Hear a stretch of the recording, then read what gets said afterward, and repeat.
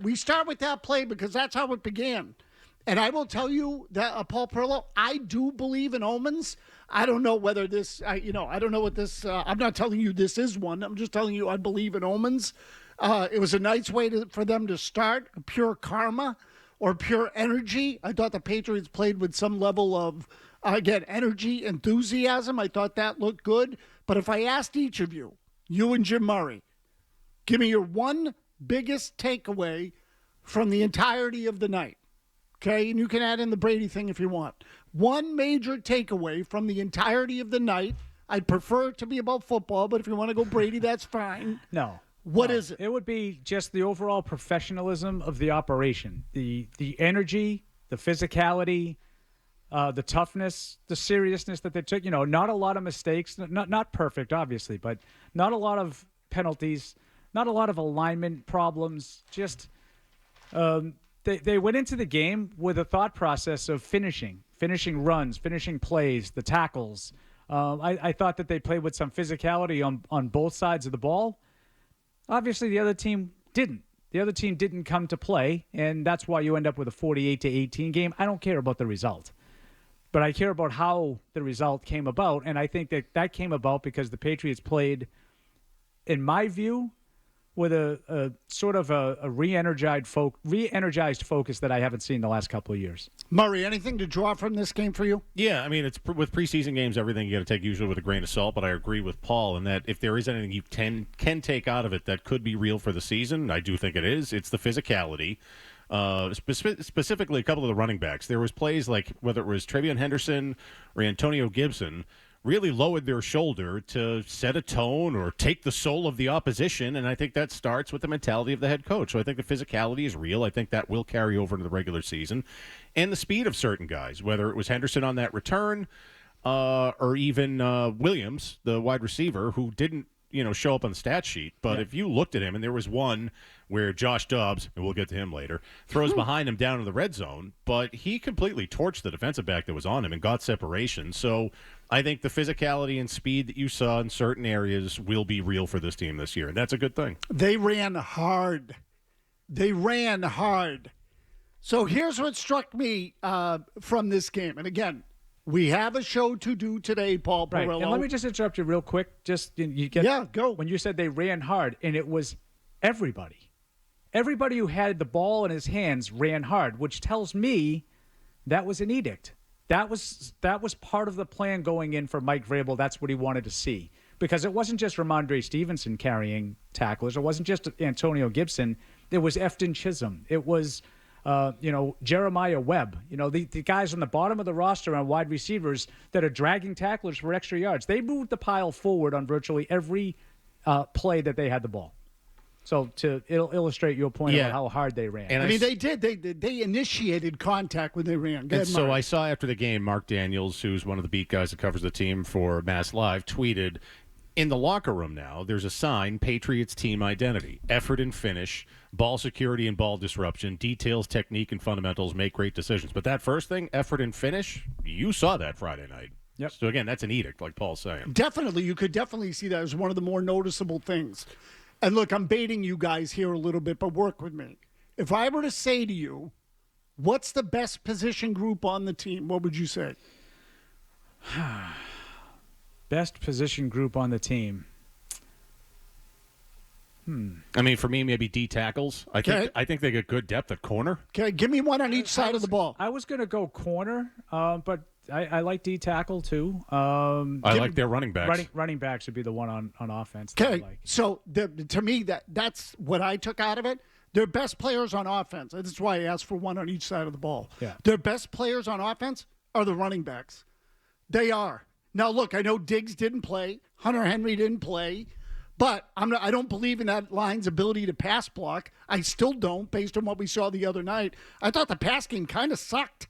Frankly, I didn't see much of an improvement from last year with regard to the pass game. Well, to your point, I don't think a pass was completed to a wide receiver until Dobbs was in the game late in the second quarter. Bingo. Yeah, again, Drake Maye had three completions. They were all to running backs. Right. In fact, were they all to Travion Henderson? Or two of them were anyway. At least two. Okay, two. so at least two of them were to Henderson. So Henderson's explosive. We know what Ramondre Stevenson is if he holds on to the ball. Gibson was pretty good for them last year, all things considered. Yep. He's sort of the guy in between the two, and I would say stylistically and otherwise. Like, Agreed. He can do a little of both. Yeah, he's kind of the hybrid of those two players. I guess what I'm getting at is this. Get ready for a lot of running. Because I think they're going to have to. And I said this to Felger earlier in camp, and, I'd be eager to see what his interpretation of the whole thing is. But if you're expecting Drake Maye out of the gate now, I can't tell you what he's going to be at the end of the year. But out of the gate, if you think Drake Maye is going to chuck it all over the field and they're going to be able to pass protect and he's going to find open guys without the benefit of a running game to set him up, no shot. No shot. I don't think that they're going to be able to block. The left side is entirely inexperienced, as we already know. To me, they're going to have to run. The good news is they might be able to with some level of effectiveness, because I think we saw that Will Campbell can run block. I think we know that overall Michael Wenu can run block. I think they're big and athletic on the offensive line. I don't know how skilled they are in the pass blocking, but get ready for them to run the ball and slug it out, because I think that's what they're going to have to do. Well, that's what they did with the Mike Vrabel teams in Tennessee. I mean, this is how it kind of looked when he was with the Titans, and I do think that, I was never a Ryan Tannehill guy, but I'd like to think that Drake Maye projects to be better than Ryan Tannehill ever was. So, yeah, if it sets up some play action and maybe he'll be able to air it out here and there to Diggs or Kyle Williams or Demario Douglas, whoever it happens to be, fine, but I can live with that. Okay, but don't you think a lot of people, Murray, are expecting more? Yeah, because of Drake Maye. Yeah, of course they are. And, Paul, how would you assess Drake Maye's performance, not just in the game, but overall to this point? Yeah, in the game, I think it was. Obviously you saw the turnover, and that's the thing that really sticks out to you. That can't happen. I would have liked.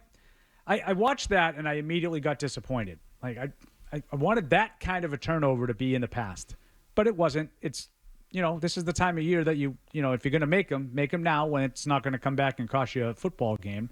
But that was disappointing. Otherwise, just kind of meh. I thought he made good decisions to run with the ball, but I know he can do that. I would rather see some execution in the passing game that we didn't get a chance to see. Now, he didn't play that much. He only played 2 series. 14 plays. Snaps. Yeah, 14 snaps. I would have liked to have seen, some balls, not necessarily deep down the field, but maybe some, deep in cuts, some over routes, maybe 15 yards, stuff beyond the sticks.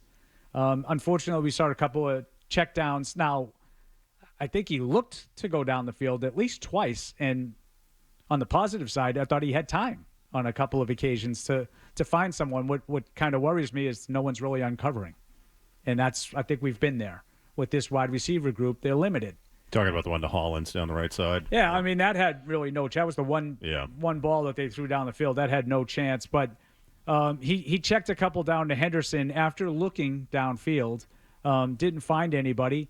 Maybe when Diggs comes back, that changes a little bit. Maybe he draws more attention from the secondary. But I would say he's been okay. There have been days that he's looked really good at practice, and days, and today was one of those days not so good. The running ability is obvious. Like when he ran for that touchdown, that's great. He can run. If you run strategically, I'm okay with you running. Sure, just don't do it every time the play breaks down. I wanted to see him throw, but.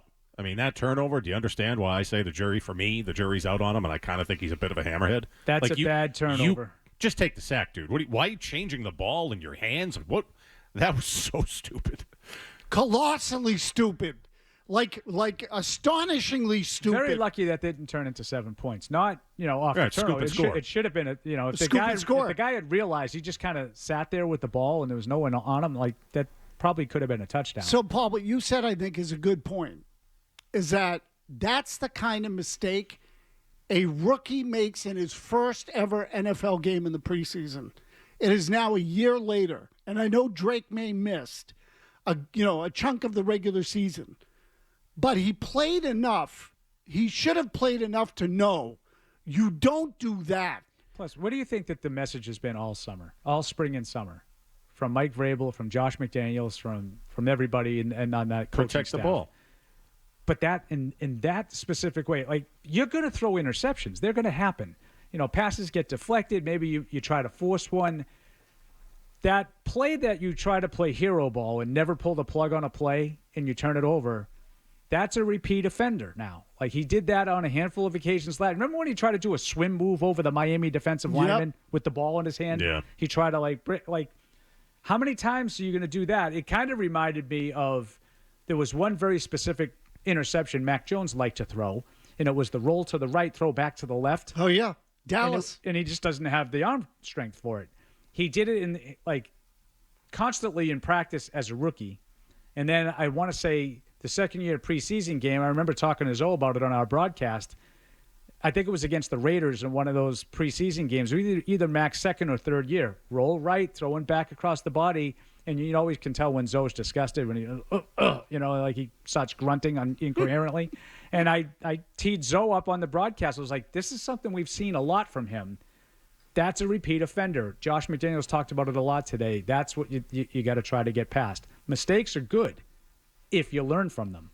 And hopefully this is the last time we see one of those from Drake Maye this year. So for the people who question Drake Maye's intelligence, Murray. Yeah. That was Exhibit A. Yeah. That thing was Exhibit A. That was a meathead play. Boy, was that stupid. He's just so talented. He thinks that his skills can get him out of anything, and that's a fine line. I actually asked Josh about that today. Is that a hard line to straddle? When you're that physically gifted, you never want to pull the plug on a play. I think it took Josh Allen a couple of years. Now, he still does that. Josh Allen still does those things every once in a while, but nowhere near as often as he did his first year or so.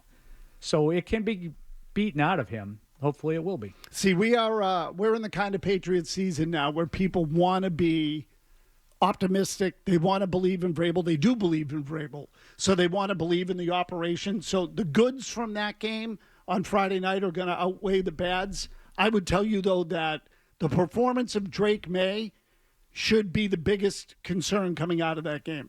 Really the performance of the passing game, yeah. Because, and it all gets lumped together, and that relates to the offensive line play, the play of Maye, the inability of the receivers to get open, all of those things. The pass game in this game did not look to me a hell of a lot better than a year ago. And add all of those things up and take into consideration who they were playing against. A bunch of second and third and even lower players. None of the frontline players for Washington played, so it's even, to me, bigger reason for concern. Wait a minute. I mean, some of that separation Kyle Williams got. I mean, if Josh Duff didn't suck, we're talking about a touchdown. No, but we're talking about when Maye was in the game. Oh, yeah. No, that wasn't good. Murray, how'd you feel? The 14 plays that Maye was in the game. How'd you feel about the left side of the line on that sack, Murray? Not great. No, definitely not good. No, that was a calamity. That was a comedy of errors, that whole play. Wow, holy crap. That was unbelievable. That was like a big concern sandwich. Like, hey, the quarterback might be a dummy. Ooh, it looked like a dummy there. Left side of the line might be real bad. Oh, God, it looked awful right there. Bad communication. Old short arms there didn't know what the hell was happening. Like, it was not good. No, it all came together on that play. No, that was totally. That was a tough rep. Oh, boy, was it ever. Holy crap.